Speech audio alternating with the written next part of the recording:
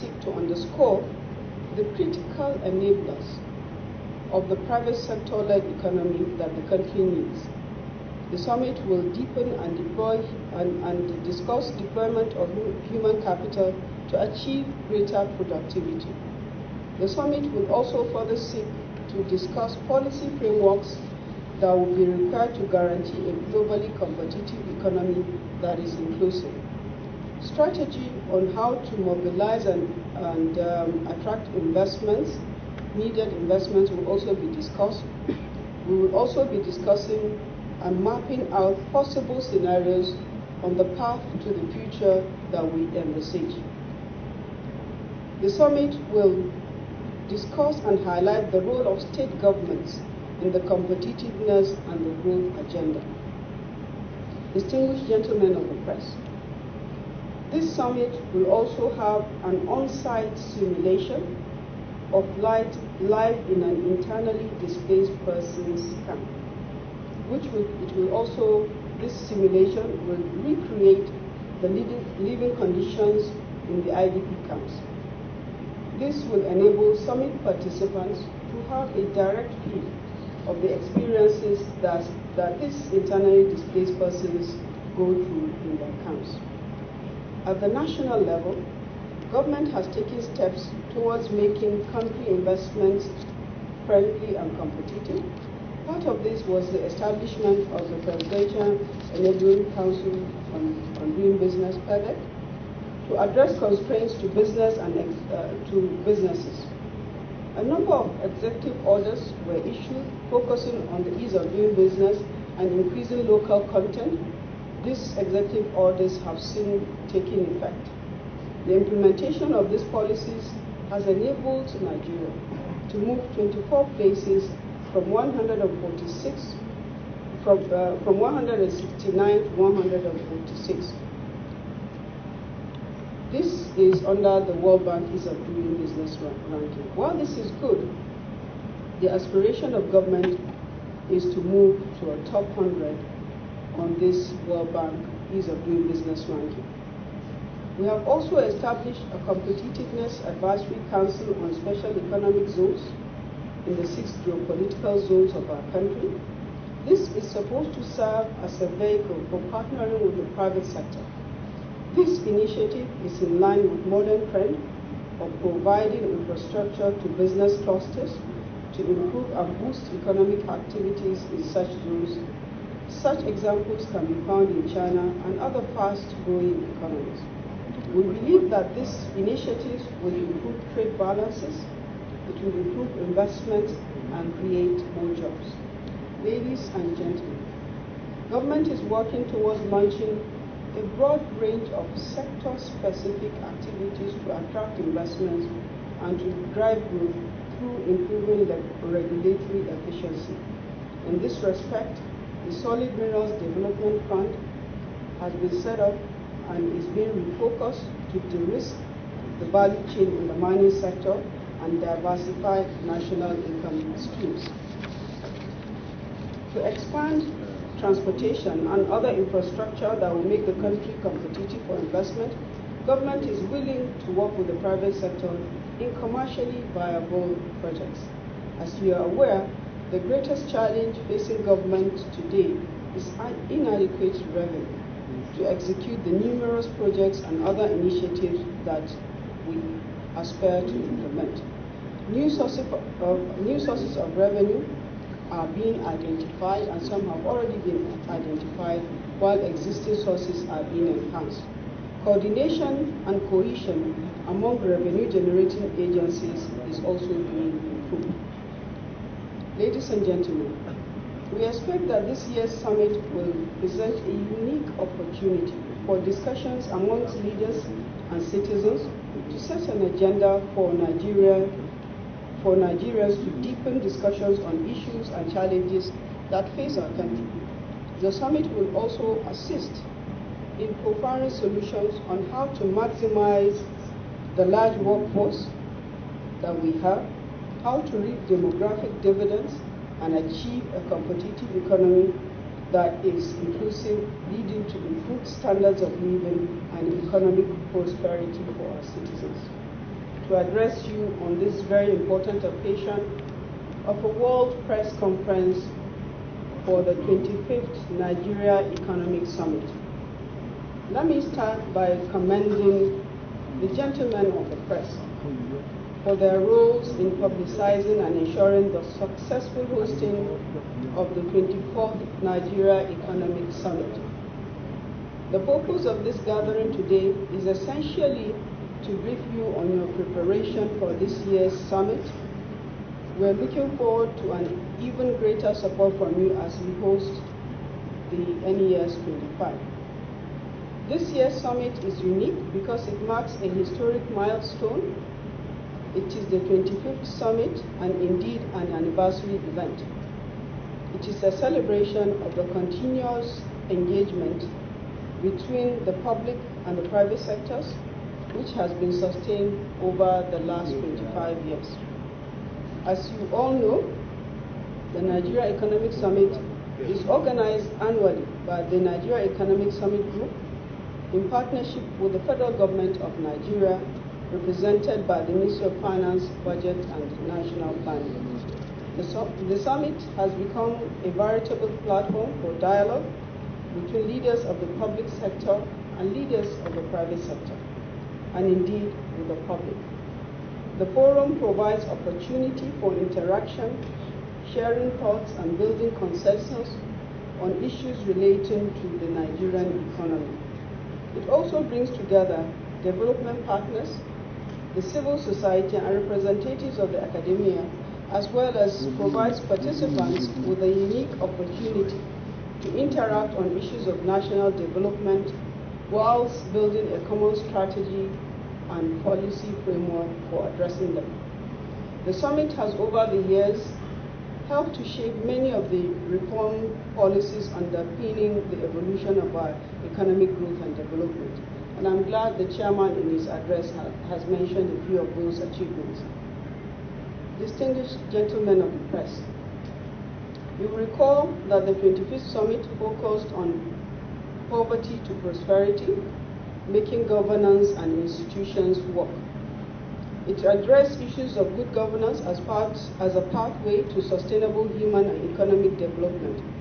It also provided a timely opportunity for a national economic review and created a consensus among all Nigerians on the need to ensure that Nigerians take advantage of the opportunities that exist to increase productivity and to create jobs.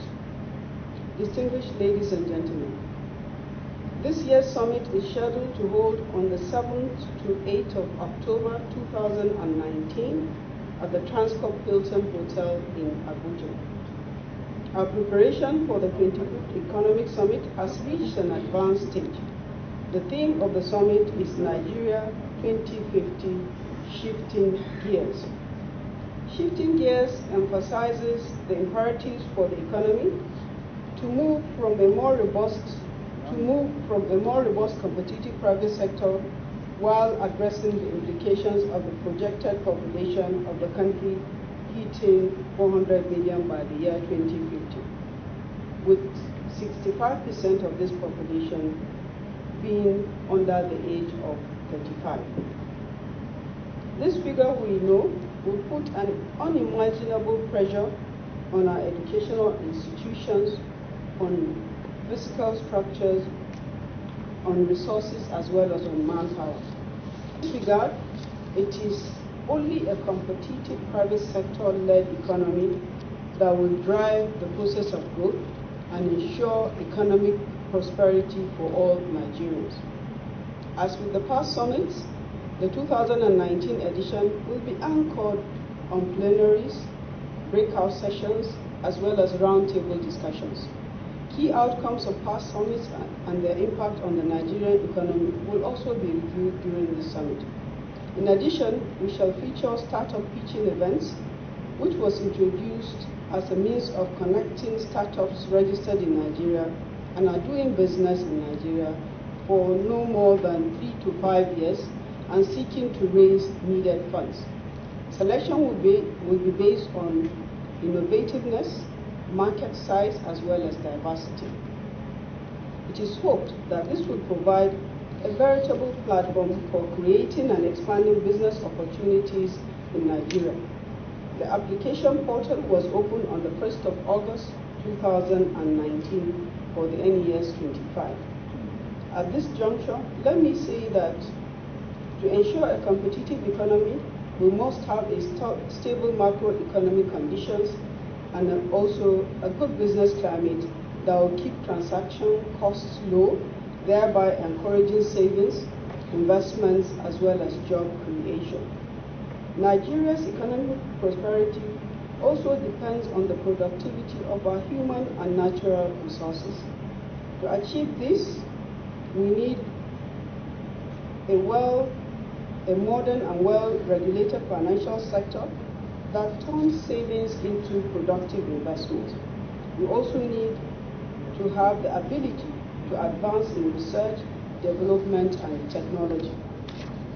We need to invest in hard and soft infrastructure, as well as maintain encouragement of entrepreneurship and innovation. We need an economic activity and increased economic activity in manufacturing, in services, in agriculture, as well as in natural resources that are not only sustained but viable and plugged into global value chains. We need to introduce the legislation and government policies that will provide sustainable foundation for continuous development of human resources. We need to ensure we enhance our science and technology, research and development innovations, as well as increase the quantum of deployment of infrastructure. We need the identification of focus and specific industries and industry segments that we have competitive advantage in. We need to make sure we build a Nigeria that can build sustainable and competitive advantage around selected industries. Distinguished ladies and gentlemen, achieving this will in no small measure build a competitive private sector economy that will guarantee the needed economic prosperity of Nigerians. This year's summit will be setting a new agenda for Nigeria to key into the fourth industrial revolution, as the summit sub-team will be focusing on 1, achieving rapid industrialization, 2, transforming education, and 3, managing demography. Discussions around the sub-teams will be driven by 6 identified critical sectors of the economy, and this include agriculture, manufacturing, ICT, financial services, creative industry, and the extractive industry. 12 accelerators and indicators have also been identified for discussion as central to the growth of competitive industries and meeting the sustainable development goals. Gentlemen of the press, the task of organizing a summit of this magnitude has never been easy. In this regard, let me appreciate the contributions of the various corporate organizations that have provided support towards the successful hosting of this summit. They have remained reliable partners. The tireless efforts of the members of the Joint Planning Committee is also worthy of commendation. I therefore solicit for your cooperation, for your support, and for extensive coverage and reportage of the 25th Nigerian Economic Summit. Thank you very much for your kind attention. Recommendations are posted on the website of the NESG as well as the website of the Ministry, the Budget and Planning side of the Ministry. There is a report that is prepared at the end of each summit and is submitted to government. But one of the key recommendations is how to enhance the development of human capital and how we can gradually enable people that are disadvantaged and vulnerable to move from that vulnerability to become more self-sustaining, to help themselves. And in that regard, government has made sure that we implemented the provision of the Basic Health Care Provision Fund, which was passed into law by the National Assembly.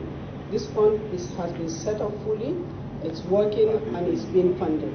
And to enhance the funding assurance of that fund, in the 2020 budget, we have moved that fund from the service-wide to the statutory side of our budget, which means on autopilot, every month that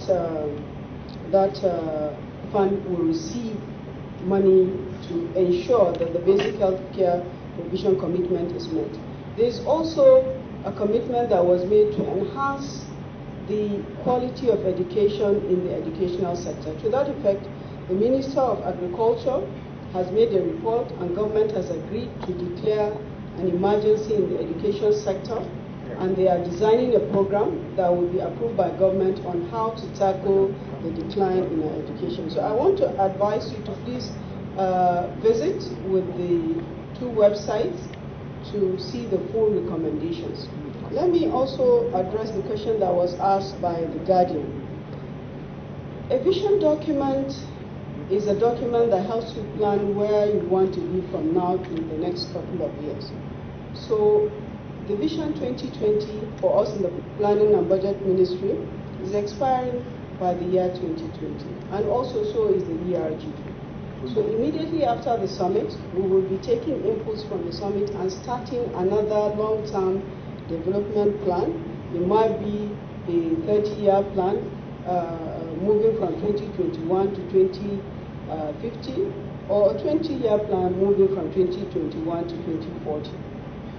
The groups that will set together will be a cross-functional group that will have the businesses as well as the private sector, citizens, states, local governments, and as well as development partner institutions. So that group will determine the period.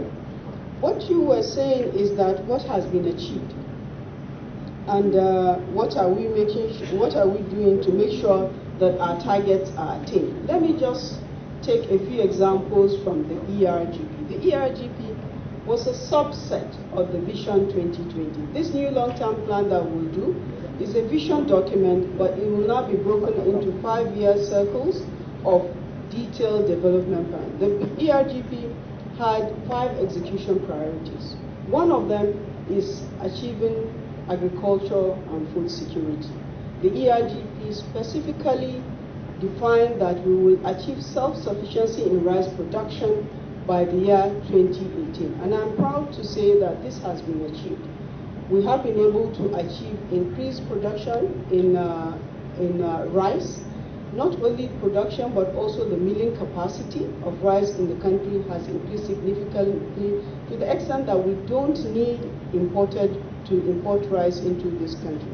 That is one example. If you check the assessment report of the ERGP, each of those execution priorities have also been stated. Raliat from Classic FM